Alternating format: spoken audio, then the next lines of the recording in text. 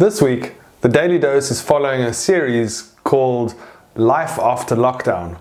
It's based on a blog written by Tom Ferry, where we dissect 11 things that you should consider when moving in to the post-lockdown world. Many of us will want to hit the reset button and go back to the way that life was, pre-lockdown. A lot simpler, a lot easier to understand, and a lot less technology. But the reality is that a lot of what we've just gone through is here to stay, and some of it has its advantages. Some of those advantages are there not just for you, but for your clients. You can react quicker, you can reach more people, you can often work more efficiently, you can conduct business from practically anywhere.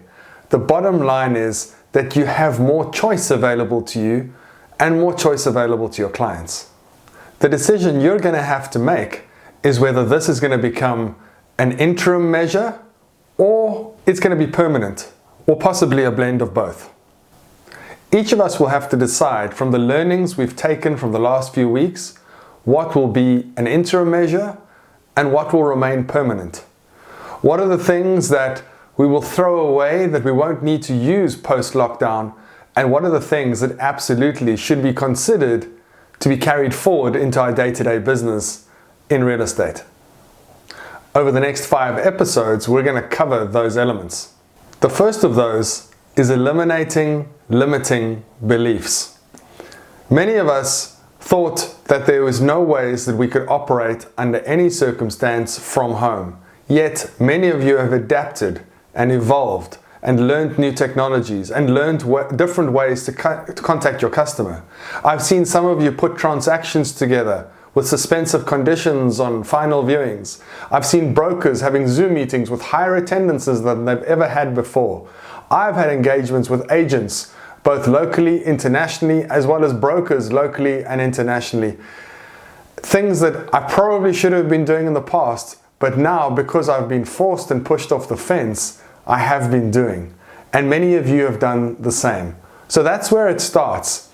It all starts up here in your head. If you believe that you can do something differently, you'll find a way. Number 2 is working from home.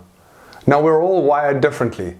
Some of us want that everyday face-to-face emotional connection with our colleagues, while others prefer to work more remotely. I guess you're going to have to figure this one out for yourself. But what I do know is that the working world will look very different in a few months from now. As employers and business owners look to scale down bricks and mortar, having figured out that much of what they can do can be done using the various technologies that you've seen. And you can imagine that those technologies are currently already being expanded upon by the tech guys sitting in Silicon Valley. So I guess you're going to have to figure out what type of person you are. The one who needs to be in the office and it's better suited for it, or the one who's better suited working a bit more remotely and from home and engaging on technological platforms. I look forward to catching you on the next Daily Dose.